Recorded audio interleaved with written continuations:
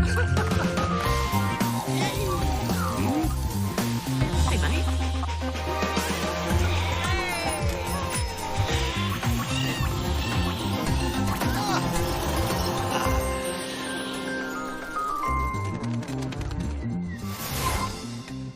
Hello and welcome to Gardening Australia. The temperature is rising, the garden is in full swing out here, and we've got a bumper crop of stories for you to enjoy this week. Here's what's in store. This Melbourne TAFE is busy training the next generation of gardeners, landscapers and designers so they'll have the skills they need to tackle the big wide world of horticulture. Pruning is something you think about for your outdoor plants. But what about your indoor plants? Well, they need pruning too, and I'll show you the different ways you can go about it.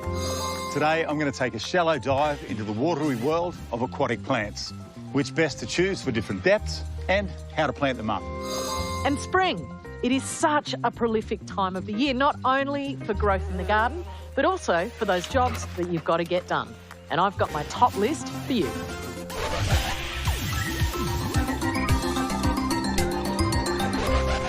Who doesn't love a transformation? When someone can take a space and completely change what they've got into something that will stop you in your tracks. There's no end to the inspiration that gardening can bring, and Jane has found a cracker. It's hard to believe that this flourishing garden, filled with all kinds of beautiful native plants, was once a neglected, overgrown wasteland. But that was before Chris Larkin transformed her steep block in the foothills of the Dandenong Ranges near Melbourne into something truly special.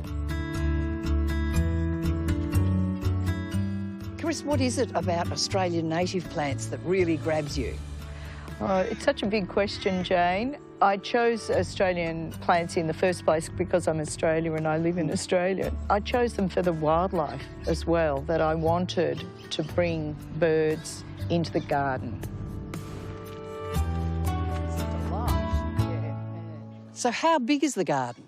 A bit over an acre, which is about 0.4 of a hectare. It's quite large, it's quite large. So you weren't terrified at first by the space and the size of the garden, you just let it sort of happen? Yes, I suppose I knew I wanted to garden, and it was started in a very small way at the back of the house, and then I started to play with gardens up here. And I remember at one stage, after I'd put a couple of garden beds up here, saying, I think I'd be happy if I just had one more garden bed over there. So as I worked the garden, the addiction increased, the vision increased, and I stopped saying silly things like that. From humble beginnings, it's been a gradual process of thoughtful design and redesign.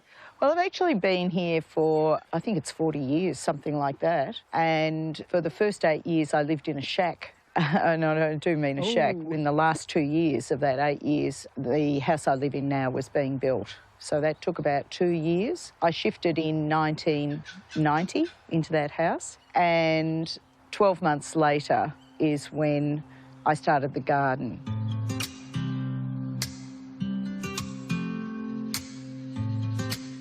Chris, this is a most beautiful casuarina grove. You don't see it very often. No, it's probably about 25 to 30 years old, and planted from tube stock. Then when you come out to this expansive part of your garden, now what's it all about? What have you got planted? They're all Australian plants here. I've only got a couple of fruit trees over in a vegetable and orchard section. The style of garden here is a stroll garden. Now, that's a word you don't hear a lot, so let's explain what a stroll garden is. Well, a stroll garden is paths in between garden beds. This enables sort of an immersive experience, and let's face it, you can grow a lot more plants in this kind of garden.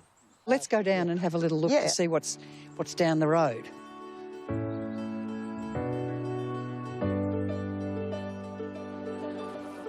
I love what you've done with the pathways. They just seem to sort of flow like a bit like a creek or a stream. Yes, that's it. That's exactly right. And They're often, soft. you know, when you look at this path down here, for instance, it's got a lovely curve in it. Yes. And that just adds to the mystery. Yes. That you're walking along here and you don't even know really what's at the end of it. So what's the most important design principle for you? Well, one of the important ones is to have a level of repetition in a garden. We've got philothekas left and right here, flowering white, and we've even got one in the distance over there. Ah, yes, yeah. But this one is white flowering, so there's this, you're still picking up on the white of it, but it's actually an Aleria. They're just gorgeous, though, aren't they? I love it. If you've got repetition, it also means that you've got room to play in between. So you've got to have some order for calmness, but you've also had the opportunity to play and have variety.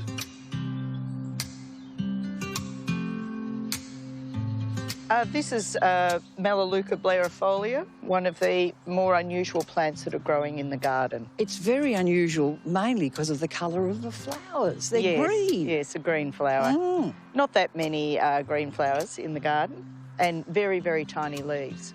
And Melaleucas, I think, are a little bit forgotten. People don't grow them as they used to. Yes, I think it may be connected to the fact that it's a generalisation. They like moist conditions, and I think that's probably a reason. But I have quite a number of them in my garden.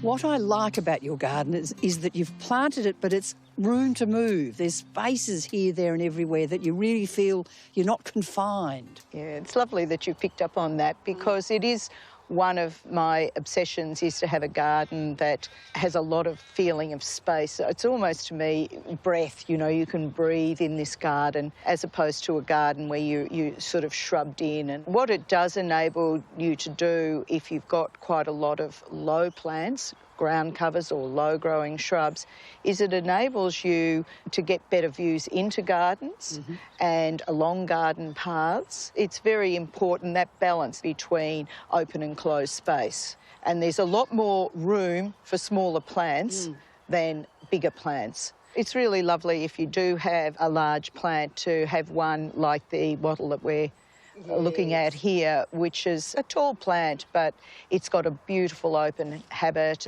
so that you can actually even see through.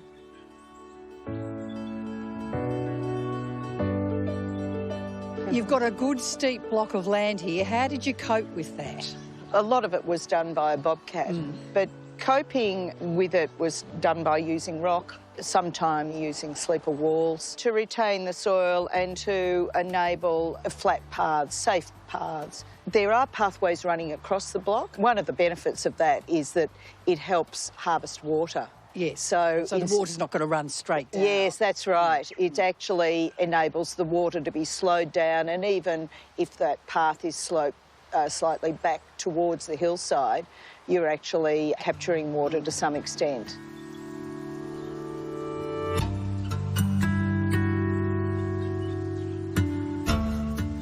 That is rather a nice hakea. Yes, Jane, this is Hakea grammatophylla. This Hakea comes from McDonnell Ranges. Central Australia. Central Australia, yes. And here it is doing so well in your garden. It grows in planting pockets there, so it probably gets sufficient moisture, even though it's Central Australia. But good drainage, because this good is really drainage, yes. I think it is important to have good drainage for most Hakeas. It's lovely. What do you get from your garden? Everything. Everything. I'm drawn outside all the time into just sometimes the sheer beauty of it. I like working physically. I like the creativity. I like the learning aspect of it. I like the fact that it connects in with so much that is fundamental to life. It was very, very deliberate on my part to have something that was just going to take me my whole life, and it would be a journey.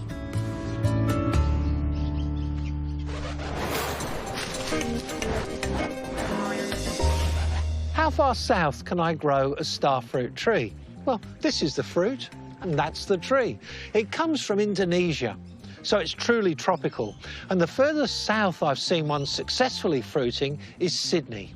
And to succeed further south, it needs a warm, sheltered microclimate, and you must protect them from frost during the early establishment phase.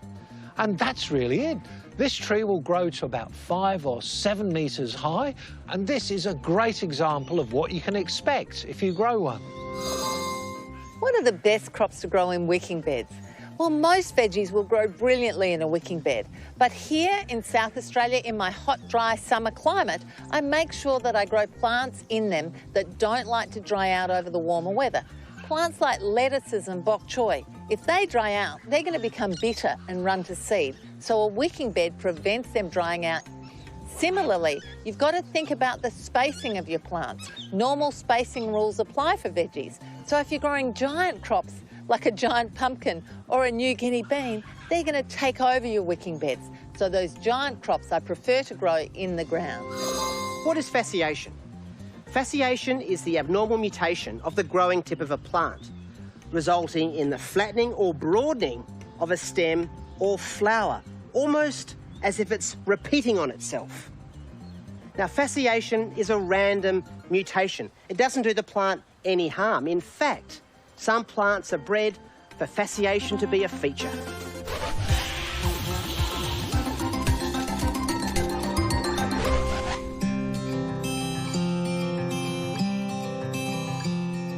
If you love our show, then the chances are you also love gardening. But what if you want to go to the next level and take it on as a profession? Well, this place, Melbourne Polytechnic, is a great place to start.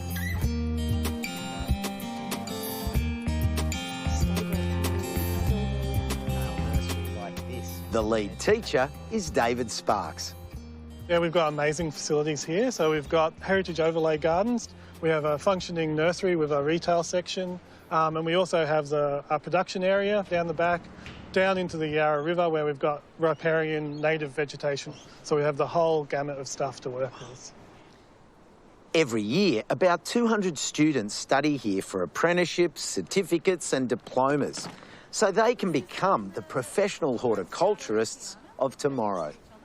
Just down there, Tully, that's a bit of clover there with those. We have all types. So we have people straight from school that are interested in working outdoors, to gardeners who want to learn how to be a better gardener, to people that want to make horticulture their career. All our students come in from various walks of lives, and hopefully we get to inspire them to get into horticulture. It's all supportive and everyone's so passionate about this industry, so it's kind of inspiring to be around that, thinking about the future. What brought you to Melbourne Polytechnic? Initially, when I really fell in love with indoor plants, I wanted to find a way to expand that area and see if it was somewhere I'd like to work in. There are 4 large on-site hothouses to give students lots of valuable real-world experience. Running things here is Tash van Velzen. I think it's vitally important that they learn and they get this hands-on experience in a real life work situation. The amount of plants that go through here must be thousands. We have 6 classes of propagation classes, 20+ students going through each year at the moment, so that equates to a lot of pots and a lot of plants. What are the students up to here today? Looking for pests and diseases, so they will use them for their assessment work as well. We will set sticky traps and they will set them up for like maybe 72 hours so they can monitor anything that's flying around. Unfortunately, it does capture good bugs as well as bad bugs.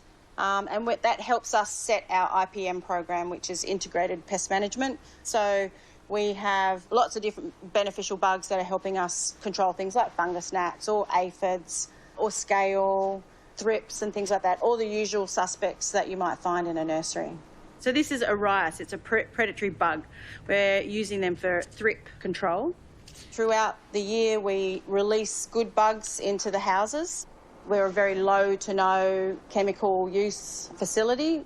That is really important to me, is the longevity and the sustainability for the environment. The students are also involved with the retail nursery located out the front. It gives them direct industry work experience and it's open to the public. We have classes here that look for pests, they do stock maintenance, and they do the whole thing here. So. And how important is that from the point of view of industry context? Oh, it's unbelievably important. You know, when you're working with so many different plants in such an open environment, to be able to recognise what's going on, how you look after them, gives our students such a boost when they get out into the industry. Out in the display gardens, there are even more opportunities for students to get hands-on design and planting skills. Chloe Foster is in charge. We do a lot of we do theory in the classroom, and then we head outside into the gardens to implement what we've been talking about so that students can make those connections and start to build their knowledge, but also build experience on top of that as well and gain those practical skills. What are you doing here with the students? Well, we're refilling a bed that got designed and planted by students 12 months ago. And there was a few little spots that have been a little bit bare. We want this bed to become regenerative without us having to keep adding plants back into it. So we've sourced some fresh plants and we're just filling up some of the gaps here. So these spaces around the campus are literally active classrooms? Yeah, they are. There's little pockets everywhere. It's such a big campus. And a lot of our garden beds have different themes to them as well, so that we can focus on a particular topic. Being in a school where the environment is the school. So that's the exciting thing. It's not like there's a lecture theatre, there's not a classroom. Like, the garden beds are our school. That is our classroom. Chloe, this garden bed here looks like it's thriving. What was the design intent? The students were given a client brief, and it was to create a garden that was climate ready and tolerant of low rainfall, but also tying in with the Edwardian style of this campus as well. So in the planting layout, plants are repeated and it's quite a formal layout. And we've got some Millie eucalypts planted in an even spacing along the two garden beds. So it's even, but you're messing with the random as well. And we've messed with it even more because we've planted 3 individual plants in the one hole to get that instant multi-stemmed effect. Yeah, so what's that? No, basic. I had that. A lot of dirt, sweat, but hopefully not too many tears goes into achieving a career in horticulture. It's such an exciting industry, and for the students here, there are sure to be lots of challenges and rewards ahead. So quite a few have started their own landscaping business or gardening maintenance business. We have students that have ended up in nearly anywhere possible in the horticultural fields because it's such a big, broad range. We have them in community nurseries, community gardens, botanic gardens, you name it. If it's horticultural, that's where they end up.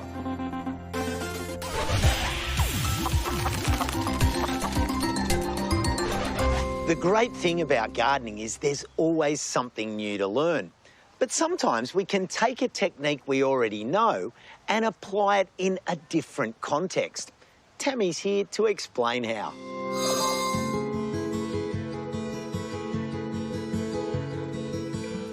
Pruning can be as simple as snipping off a few old leaves or going all out with cutting back branches and roots. It's done to keep big plants small, to rejuvenate unhealthy plants, and to encourage more growth. But do you need to do it indoors? Well, yes, you do. It's not something that has to be done all the time, but it still needs to happen. So I've got some great tips for pruning your indoor pot plants so they'll stay in tip-top condition. For most indoor plants, you only need a basic pair of snips or secateurs because there's not too much hardwood to get through. Make sure they're clean and sharp. Cut back any sad, soggy, dried or diseased-looking leaves. And also, if any stems are bare, cut them back too. Take note, as this can mean something's wrong with the plant. In this case, the plant hasn't been watered for a little while, so it dried out and the leaves are quite crispy. A few snips will also help stimulate new growth. Next, pruning large plants. Who doesn't love a big and dramatic indoor plant? Trees like ficus or popular plants like monstera and palms all look great in pots, but they have the potential to grow taller than a house. Start by examining the shoots, which is all the above ground growth. Take a step back and just have a look. What needs to stay, what needs to go, what height and shape you want it to be. Do this all before you start cutting. This ficus is in pretty good shape. All I need to do is prune off one wayward branch and an ugly leaf.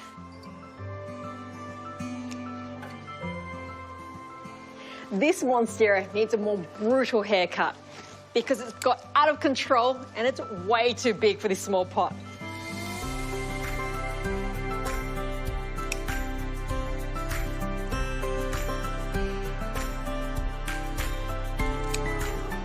I'm removing all the leggy growth and any dead roots. Leaving just a stump might seem a bit much, but with a bit of care, this will bounce back in no time. Don't throw away your prunings. Unless they're unhealthy, you can pot them up and turn them into new plants. Next, roots. They're such an important part of the plant. It should come out with just a gentle squeeze or tap. This monstera has all the classic signs of a root-bound plant. It has really filled out the pot and all the roots are circling around each other. I'm teasing out the roots to free them up and give them some breathing space. Prune off any dead and extra long roots. That's much better. Now to repot it into some fresh mix. The best time of year to prune these is late winter and spring, avoiding extremes and ensuring they have a nice, warm recovery period. I've taken off some of the root ball so I can fit it back into the same pot because I want to keep it contained and not grow much bigger. After root pruning, it's important to water in with a diluted seaweed solution. This will help reduce transplant shock and stimulate new root growth. Pruning is not just for outdoors, it's for indoors too, and it's the best way to keep your plants looking good for years to come. So get out your secateurs and get busy.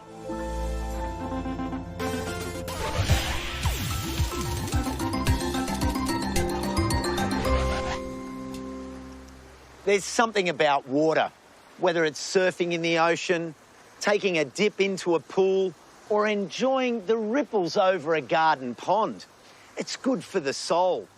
But there's one addition that can take things to the next level. Over to you, Clarence.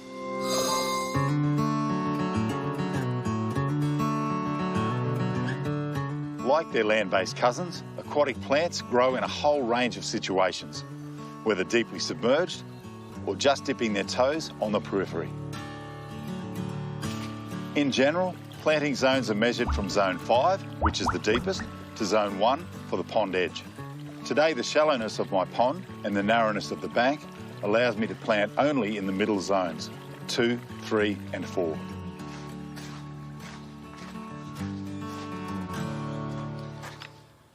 Now, because these plants will be submerged, or at least partly submerged, we need a pretty heavy mix.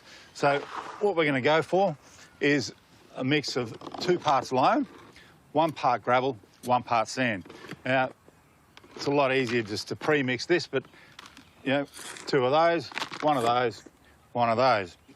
Once we've got that in there, it's a bit like baking a cake, which is always a fun thing to do. Now, aquatic plants will require a pot that allows water flow. And, of course, the size of the plant and the depth of the water will determine the size of the pot you use. Now, depending on the size of the pot, you can put a few rocks in the bottom to really keep it anchored. Now, zone 4 is a deep immersion between 20 and 40 centimetres. Plants that can go in there are things like marbled marshwort or any of the water lilies, anything that can handle being fully submerged. So this occasion we're going to use water lawn or water grass. Now, this one, just enough room there. The one thing you don't want are air bubbles. So you want to make sure that you've got enough of your soil mix in and around the plant. We've got a little bit of room around the outside. Now, just a little bit of added weight. We'll grab a few rocks, that really should anchor it to the bottom. That should work. Now, zone 3, fully submerged, but just not quite as deep as zone 4. So we're going to go things like water milfoil and running marsh flower.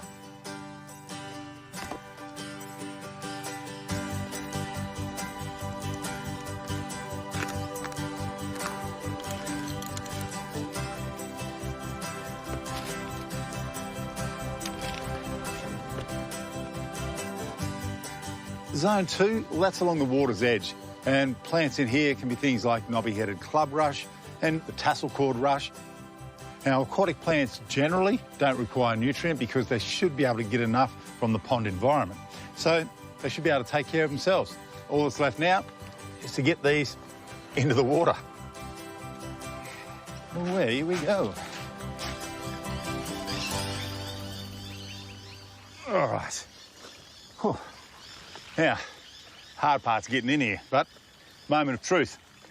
Let's see if our submerged plants stay submerged.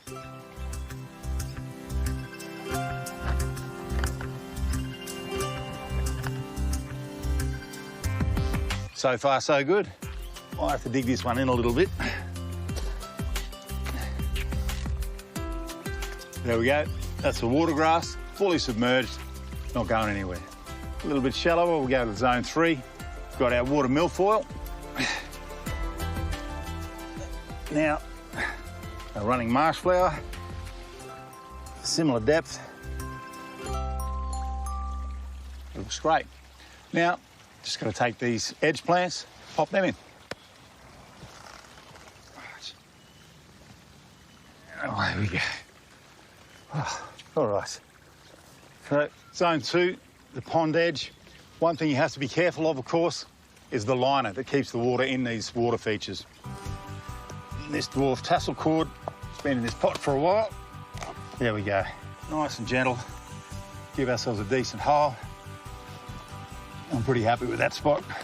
That's one down, one to go.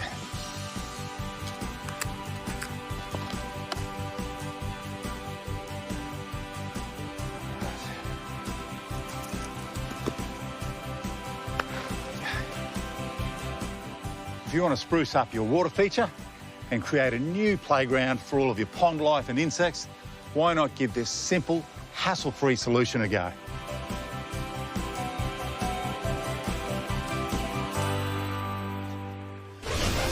Still to come on Gardening Australia, Josh shows us how you can have too much of a good thing. Sophie does some housekeeping for some of the most precious visitors to her garden.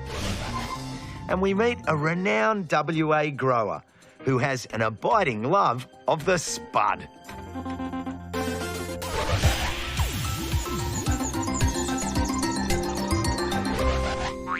Spring is well and truly here. It's a busy time in the garden.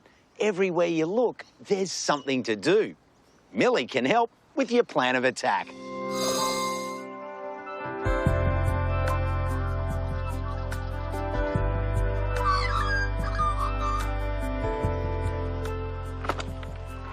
Spring is a pretty big deal, particularly if you garden in a temperate or cool climate like this one. The bush is ablaze with wildflowers. Our native gardens burst into bloom, and even those exotic species burst their buds. But in the vegetable garden, it's a different story.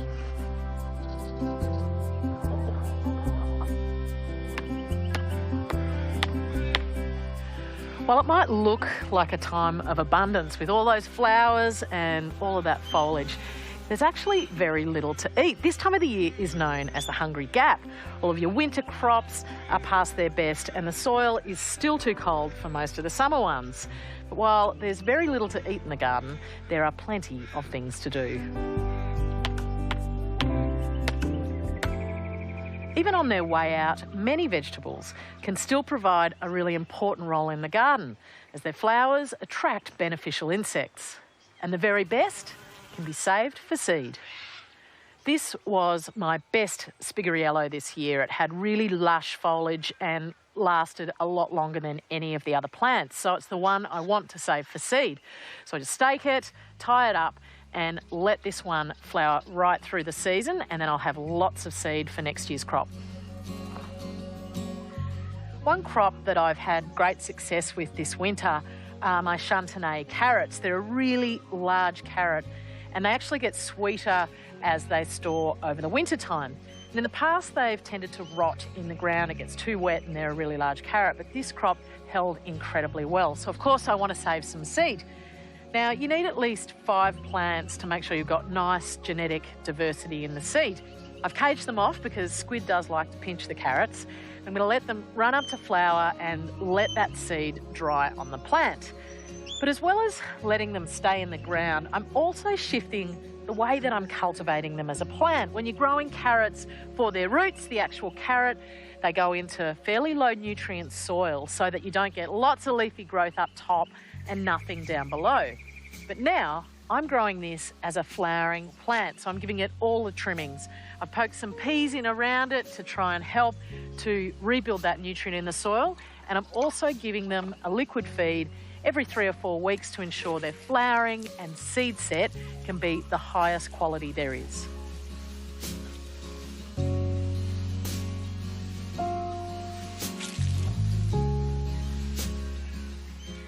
And the coriander growing in this bed is going to get a little liquid feed as well, because I've always found that the most successful leaf crops of coriander I grow come from my own saved seed.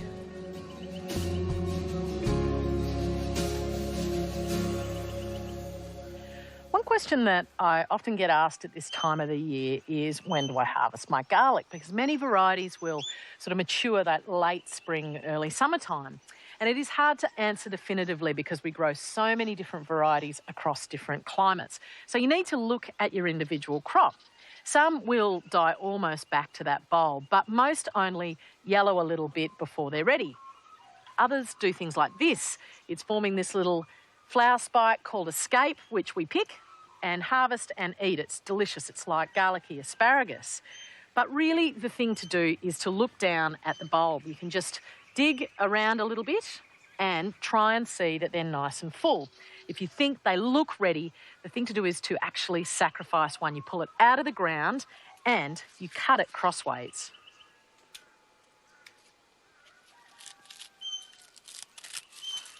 This is an older bulb, so it'll be more papery, but you just need to look for that separation of the individual cloves. It'll be paler than that because it won't be dry, but when you start to see that, you know that this is ready to come out of the ground. And the key thing is you need to wait for some dry weather. If you pull them up while it's wet, it's very likely that they'll rot in storage. You get them out, you get that dirt off them and trim off the roots and hang them to dry. And then if you do that well, you can store and eat your garlic for months to come.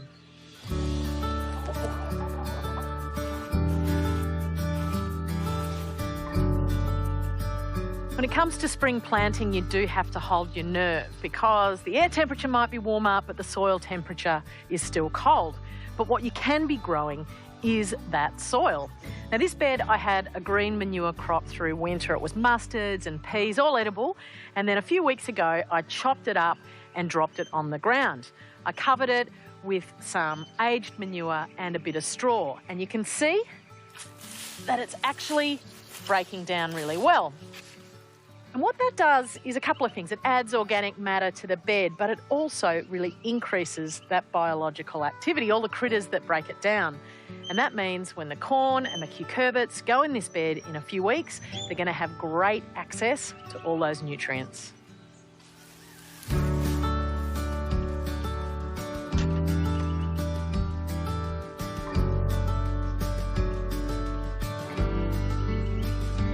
The next bed that I want to prepare is for the tomato crop, which will go in about 3 weeks. But I'm going to use a different approach. The first thing I need to do is just clear the bed of all the old plants. I'll leave a couple of these spigariello to help pollinate my seed crop, but the rest have got to come out. You might have noticed that I'm not pulling these out with all the roots and soil attached because this is a no-dig garden, and by twisting them and leaving some of the roots in the soil, that actually adds organic matter at a nice deep level. So the tops can go to the chooks and those roots can stay in the bed to rot down.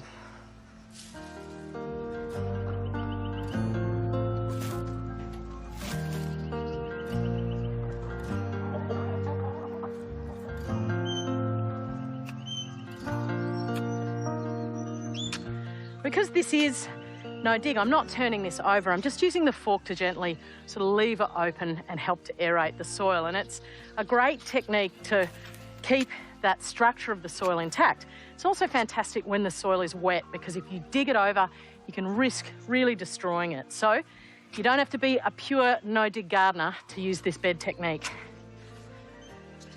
I'm also adding some gypsum, which you may have used as a clay breaker in the past, but here I want to use it because it is a source of calcium that won't raise the pH of the garden bed. Now, it is really important for preventing disease problems in tomatoes down the track.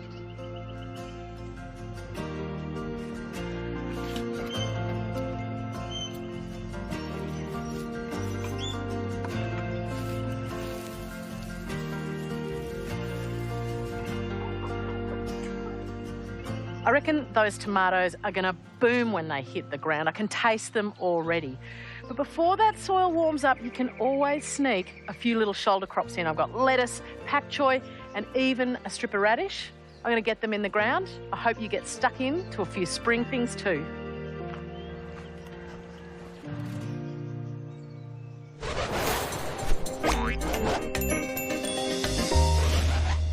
Mulch is great for the garden. It helps keep moisture in the soil, keeps the surface of the soil and the roots nice and cool, and also helps to smother weeds. But you can overdo it. If mulch is too thick, it prevents moisture, such as rain or irrigation, from getting down to the root zone where it's needed. Also, soil needs to breathe. Microbes need oxygen, and they also produce carbon dioxide. So if mulch is too thick, it prevents that natural gaseous exchange. You can suffocate your soil. To prevent these problems, a layer of 5 to 7 centimetres is ideal, like I'm doing with this loop of mulch underneath my quince tree. This depth is good for all organic mulches, including wood chip and pine bark.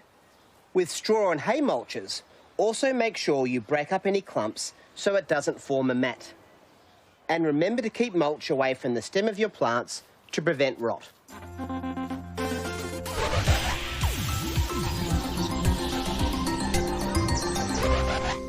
It's National Pollinator Week, and all around the country, environmental groups and communities are putting on activities where you can learn more about those little friends who underpin so much around us. Sophie's inviting an expert over to her place to show you how you can keep a 5-star rating on your bee hotel.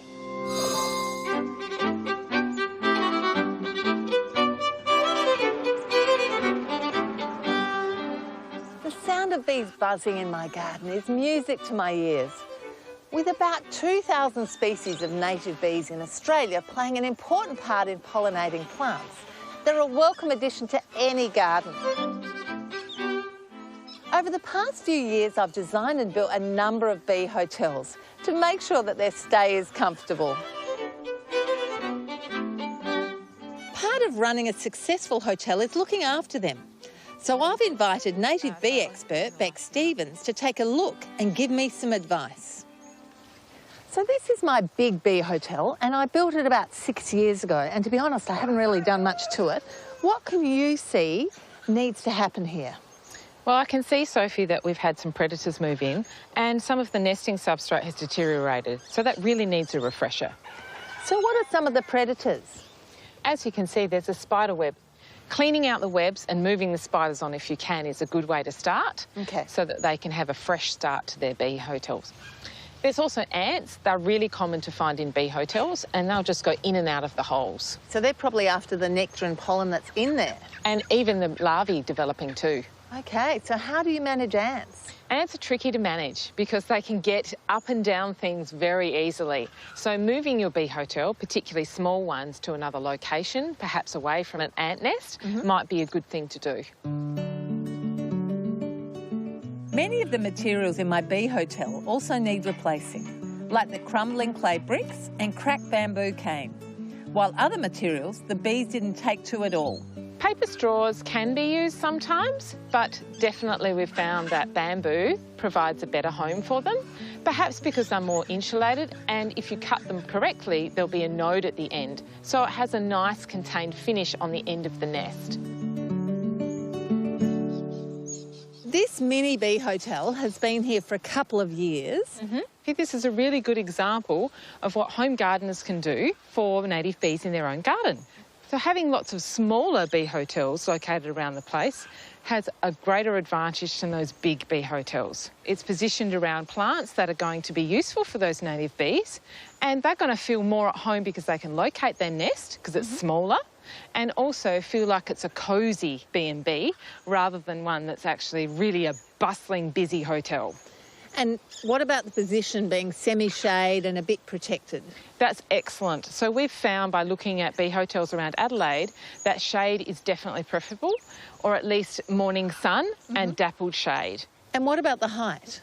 The height is good, so being able to have it off the ground provides a bit of extra protection as well. Anything on the ground is going to have lots of things visit it besides bees, and they also don't feel so secure.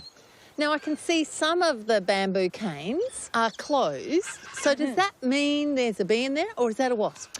It could be a wasp, it could be a bee. So it is a bit tricky to tell. We suspect that the mud ones are generally wasps, but those that have a resin closure or a cellophane closure are going to be native bees.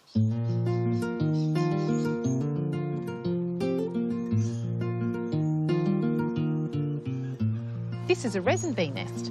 So what are we looking at here? Inside here is a larvae that's developing into a bee. So that will actually emerge as an adult native bee in springtime when it warms up? That's exactly right. Okay, so what's this? So this is resin that's been collected by the female bee, and it looks like she's mushed it together with some plant material, and it's created a cell capping for that particular nest. There's another lot of resin there though. What's that for? The bees always create a separate cell at the front of their nest to protect the rest of the baby bees that are developing further down the nest. Because some native bees like to nest in wood, mimicking borer holes in old dead trees, I drilled some holes into this bit of old red gum, but the occupancy rate isn't all that high. What do you think's wrong, Beck? Firstly, you could provide some smaller holes. Our native bees come in a range of sizes, right down to 2 millimetres up to about 25 millimetres in size. So you could drill some more holes in between the larger ones to provide alternative sites. And I would say that it's probably getting some westerly sun. So this will definitely impact the usage of the bee hotel. It's just getting too hot. So if we change the position and face it more towards the east, then we're likely to shade the entrance, and you'll get more residents come here and investigate and see if it's a suitable place to nest. Now, what sort of native bees like wood, say compared to bamboo? Resin bees in particular, and we've also seen wasp mimic bees which have the cellophane curtain across the front of their nest. Other bees like to nest in earth, so I filled some terracotta pipes with a sand and clay mixture. Well, we really provide these as part of bee hotels for our Amagellas, which are the blue-banded bees that we all know and love so much. So this kind of substrate is the best for them because they like to excavate their nesting sites. So it's really great that you've incorporated some sand because it means it's easy for them to dig. And of course, if we've got blue-banded bees, we've got larger, tastier tomatoes. Absolutely, not just tomatoes. Plenty of other things in the Solanaceae family are going to get pollinated by things like a blue-banded bee. And while they can dine off exotic plants, ideally we should choose local indigenous plants to feed them. Definitely. So that's one of the keys to providing good food sources is local native plants. So you should select the ones that are right for your area. You need to make sure you're selecting plants that will flower from spring right through to the end of autumn.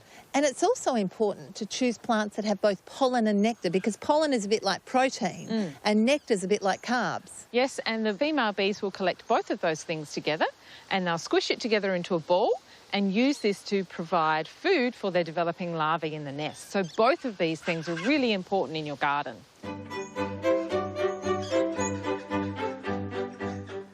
I'm planting a variety of native plants from my local nursery, including Melaleuca brevifolia. So this one is definitely a bee magnet. So every time I've been out in the field, this is one where we find lots of native bees. So it's an excellent choice for your garden, Sophie. Like any good hotel, you can't expect the guests to look after themselves. So, by checking in on them, keeping the place clean and safe and feeding them, you'll not only learn how to be a better host, you're likely to get more return visits from your native bee guests.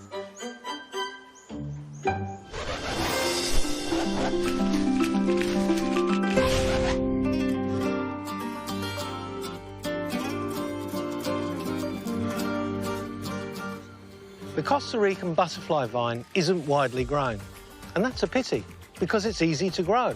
It's a self-clinging climber. It loves nothing more than a frost-free climate and a support like this archway on which it can grow.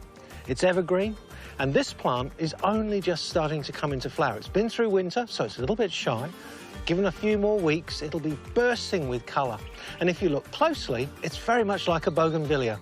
Those things which look like petals are in fact bracts. The flowers are right inside. So, this plant should be more widely grown, and if you can get hold of one, you'll love it, and it'll become a talking piece in your garden. Lots of gardeners harbour a little pipe dream of turning their passion for growing produce into a living.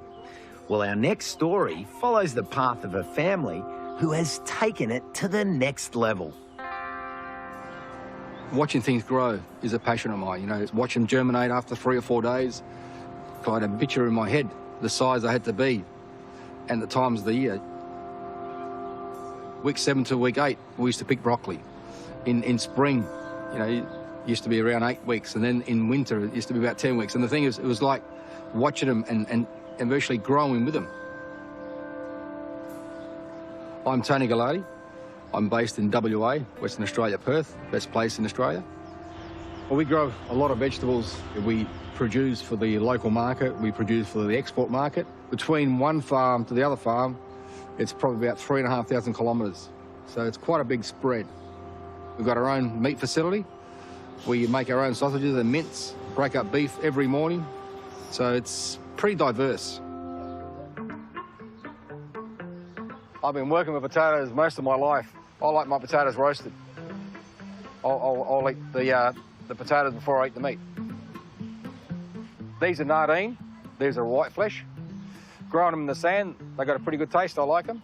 And then over here, we've got a potato that we've been growing over the last couple of years. It's called Soprano. Got a yellow flesh. Nice tasting potato, good for roasting. But over here, I've got my favourites. I've got Royal Blues. Yellow flesh, good for everything. For mashing, for baking, for roasting. What I do sometimes, I peel them, cut them all up, olive oil, salt, pepper, some flavours, put them in the air fryer. 20 minutes later, come back, and you've got beautiful roast potatoes. I mix a bit of onion in there, a bit of carrot, perfect roast veggie. I was probably about 24, 25 years old. I kind of pulled the other two brothers together.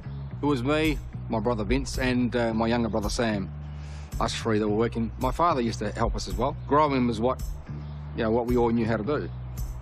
And we started leasing a few market gardens, 5 acres here and 3 acres there and 4 acres there, and just started working and producing products.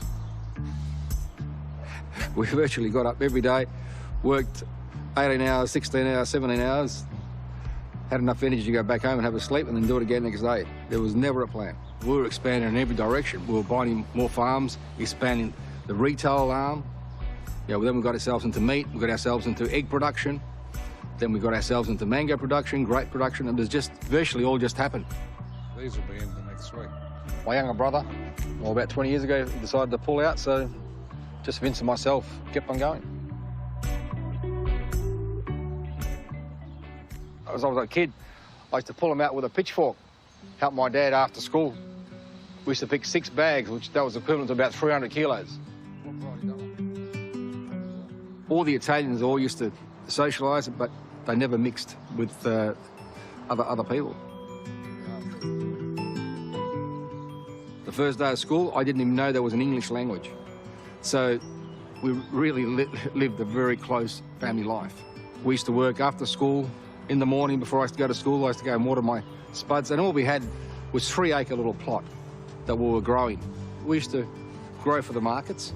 Back then, my father had a potato licence, And WA was the only state that had regulated potatoes. He spent most of his work life working as a painter. If you had an outside job, you couldn't have a licence. But most people did, but they just put the licence under their wives' name. But my old man didn't understand, didn't have the education, so he broke the rule. So that took his licence off him, and he was very frustrated. That memory never left me. When we became of age and we started growing spuds ourselves, and we started buying licences, and we started expanding very quickly in the potato industry. And the guys were watching us because, we're doing a pretty good job, and we're moving and taking market share. So then they used the Act to try and stop us. And that's where the fight started. They have the powers to search premises, confiscate growing equipment and clamp down hard on anyone with more plants than they're allowed. It's not the drug squad we're talking about, but the potato regulators, charged with making sure WA produces the right amount of potatoes at the right price. There's something like about 700 vegetable growers, but only about 200 growers are actually growing potatoes. The other 500 would like that opportunity to grow potatoes and then would make the market more competitive. We had to grow our own spuds, sell them to us, buy them back for another $250 a tonne more than what we were getting for them. We could not understand how that worked. I am campaigning for change. I will probably lose because they will have more money to throw at their fancy solicitors than I have. So I will face the consequences. 20 years I fought those bastards, 20 years. And eventually they just couldn't hide it anymore because it was so wrong. They broke every market law. And thank God, in 2016, the McGowan government deregulated it. Suing someone for growing potatoes is wrong, stupid, absurd, ridiculous, out of touch and, quite frankly, preposterous. And so we took the action we did. It was satisfying. It was something that I really believed in. It was a principle. A lot of farmers, because they're not retailers, don't want to sell their product. When I told my brothers and my dad and my mum that I was going to open up a retail outlet outside of Baldiver's shed, I thought he had really gone mad. It was just common sense. People want affordable food. Then one shop went to another and another, and now we've got 17 outlets through WA. We had kids, all the kids started coming into the business, and they gave us a big help. I look at now, my kids, what they do. My oldest son, he's the CEO of the group. I've got Sebastian, who's in there. See all my kids working in the business. I see how busy they are, and sometimes, you try and connect, and you think, well, hang on. I've seen this before. They're busy, and they haven't got time. And I understand, because I lived it, I've been there. I feel like now, the time that I lost when they were growing up, I'm kind of getting it back now. It's a journey that we're all going through. It is so important to teach the next generation what we expect of them, what has to be done. Who likes picking broccoli? Things are a lot different now. I don't really want my kids to do the sacrifices and the hard work, but it's exactly like nurturing a garden. You've virtually got to be there every day, monitor it and watching it, and having your finger on the pulse.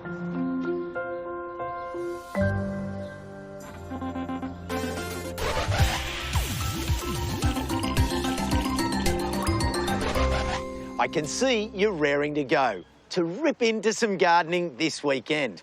Well, I've got just the thing to set you on your way. Your list of jobs for the weekend.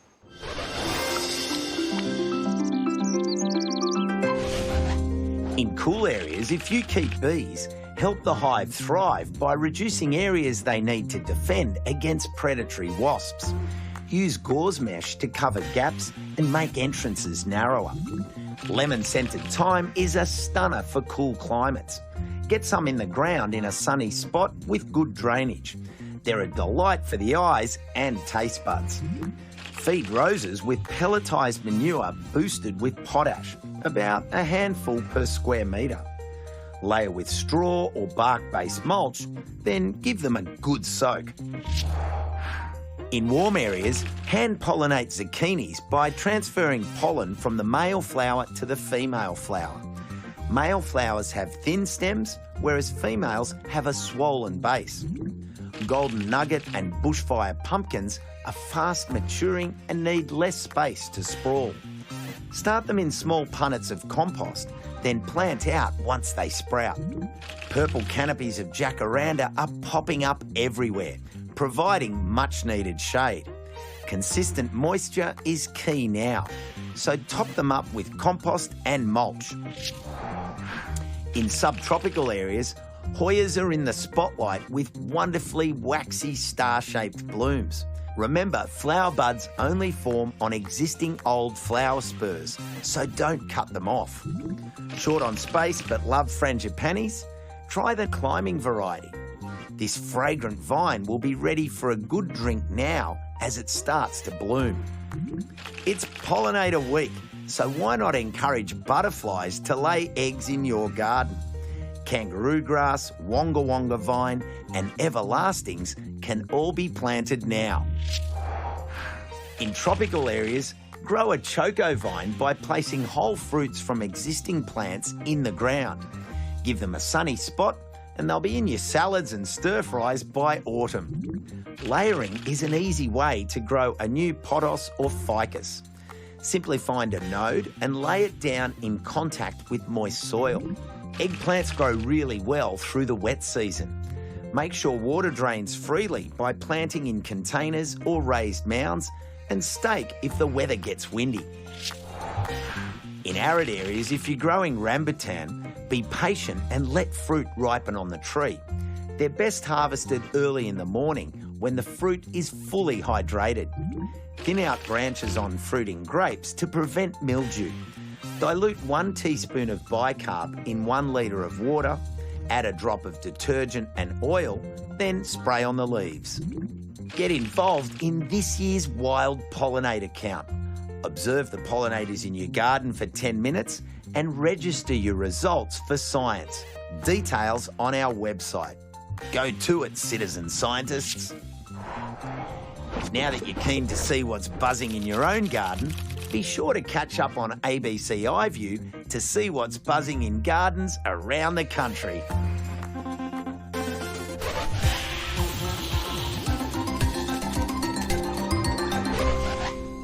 It's a wrap for another episode, but we're cooking up something special for you next week. Here's what's on the menu. Salvias are an absolute powerhouse in the garden, and I'm going to show you how easy some varieties are to split and propagate to get more bang for your buck. I'm rolling up my sleeves for a working bee here at this communal garden in Sydney's north. This place plays an important role in helping people experiencing homelessness, and I'm pitching in. And I'm going to show you a few simple strategies you can implement now to help prepare your garden to beat the heat.